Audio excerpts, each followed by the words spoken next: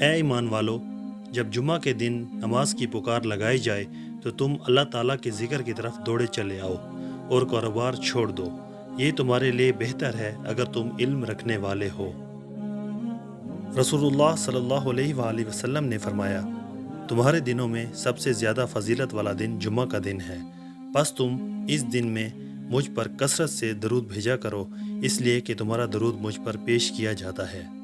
رسول اللہ صلی اللہ علیہ وآلہ وسلم نے فرمایا،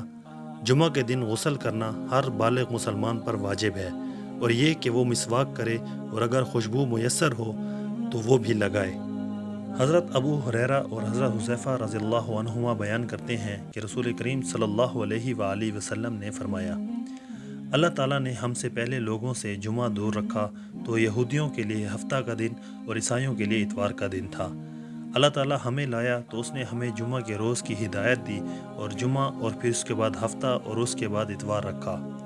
اسی طرح روز قیامت بھی وہ ہمارے پیچھے ہوں گے، ہم دنیا میں آخری ہیں اور قیامت کے روز پہلے ہوں گے جن کا سب مخلوق سے قبل فیصلہ ہوگا۔